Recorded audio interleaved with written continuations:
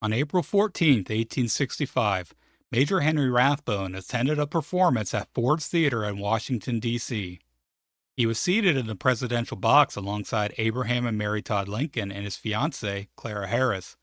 By the end of the evening, President Lincoln would lay mortally wounded, and Rathbone's life would begin a slow, irreversible descent into psychological collapse. Though history remembers the assassination now as a national turning point, the lesser known Rathbone tragedy reveals the deeply personal consequences of that single moment of violence. Hello, everyone. Giant Stone Head here. If you enjoy obscure science and forgotten history, you can support the channel by dropping a like, clicking subscribe, or sharing the video. I truly appreciate it. This video will contain mentions of extreme acts of violence. So if you're not up to hear that today, maybe find something else to listen to. I don't go into detail, but I figured I'd put a warning in there since this one's a little heavier than usual. And now, let's talk about the little known aftermath of a national tragedy. When John Wilkes Booth entered the presidential box and fired a shot into Lincoln's head, Rathbone reacted instantly. He lunged at the assassin, attempting to stop him before he could escape. Booth, however, drew a dagger and slashed Rathbone severely along his arm. Despite the wound, Rathbone continued to grapple with him, even managing to grab part of Booth's clothing as the assassin leapt to the stage below and fled. Rathbone's actions were widely regarded as courageous, but for Rathbone himself, the night's outcome overshadowed any heroism. Lincoln died the following morning, and Rathbone became convinced that he failed the deceased president at his moment of greatest need. In the months following the assassination, Rathbone's physical wounds healed, but his mental state deteriorated. He was called upon to testify about the events at the Ford's Theater, recounting the trauma in detail. Each retelling reinforced in his mind the sense of his own responsibility for the president's death. Accounts from the time suggest that Rathbone became consumed by guilt. He believed he could have done more, that he could have reacted more quickly, or gotten a stronger grip that might have changed the tragic outcome of the night.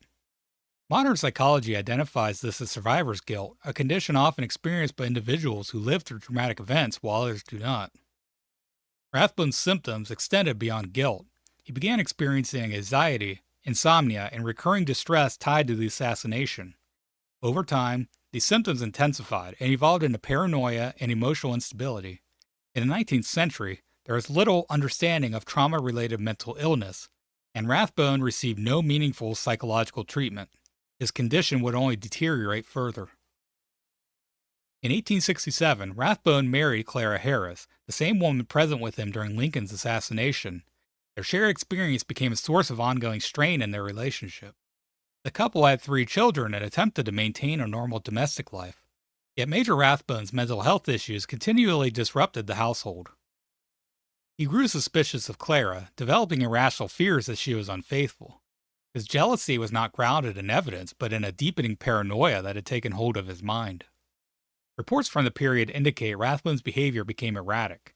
He experienced mood swings, bouts of depression, and moments of agitation. Clara, by contrast, appears to have remained steady, focused on raising their children and managing the household. Despite the growing tension, the marriage continued on fine, at least from the outside looking in. In 1882, Rathbone accepted an appointment as U.S. consul in Hanover, Germany. The move may have been motivated by the desire to distance himself from the United States, where the memory of Lincoln's assassination remained ever present. It offered the possibility of a fresh start, away from the scrutiny and reminders that continued to haunt him. However, the relocation brought no relief. Rathbone's condition continued to decline. Isolated from his familiar support systems and increasingly consumed by his own delusions, he became more unstable. His paranoia toward Clara intensified, and his behavior became increasingly unpredictable. The combination of unresolved trauma, untreated mental illness, and mounting stress set the stage for the final and most devastating chapter of his life. On December 23, 1883, Rathbone's psychological collapse reached its breaking point. In her Hanover home, he attacked his family in a violent frenzy.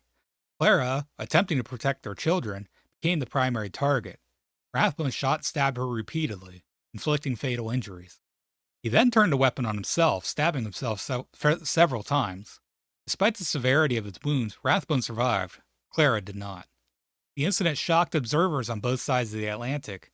The man who had once tried to save a president had now committed a horrific act. Yet, even at the time, some recognized that the roots of the tragedy lay in years of psychological deterioration.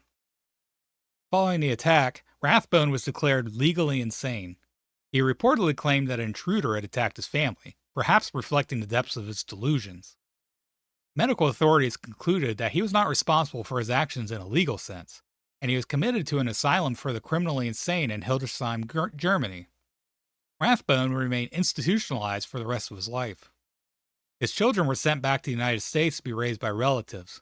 Meanwhile, Rathbone lived in confinement for nearly 3 decades, removed from public life and largely forgotten, both then and now. Henry Rathbone died in 1911, still confined to the asylum where he'd been placed after Clara's death. His life, once marked by promise and social standing, ended in obscurity and isolation. He was buried next to Clara in the city cemetery of Hanover. In 1952, per Germany's cemetery policies, the couple's remains were disinterred and disposed of. This was because their surviving relations lived overseas and could not tend to the graves.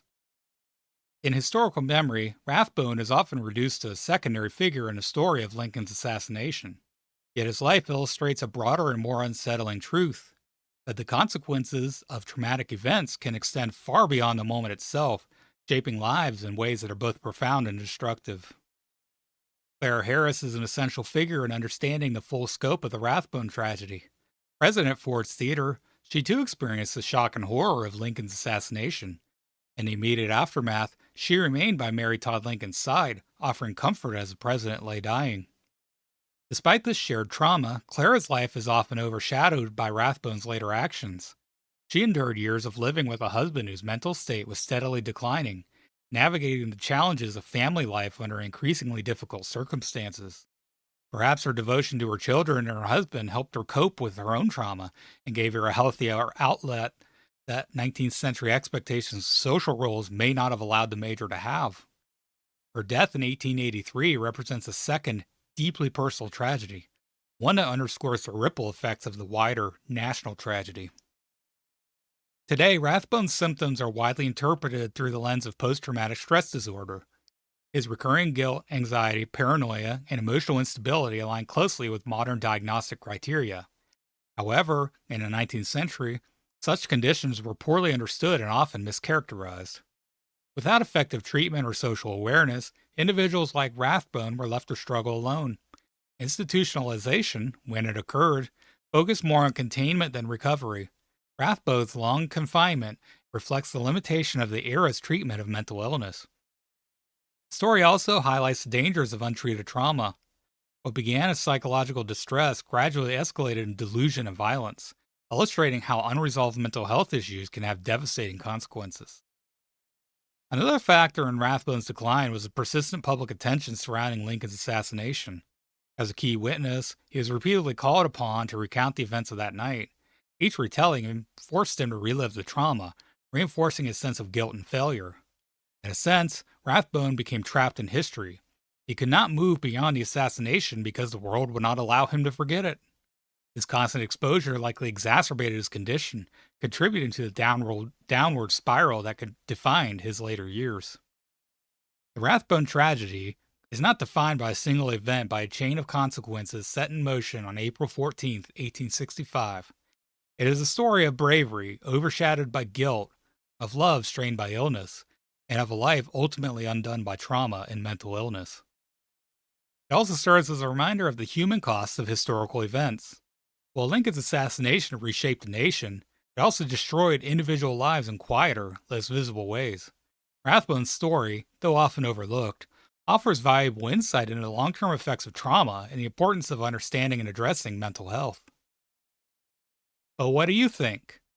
This was a heavier one this time, but one story I thought it would be interesting to share. If there's anything you'd like me to cover next, let me know. I'll be posting here weekly. Until next time, thanks so much for watching.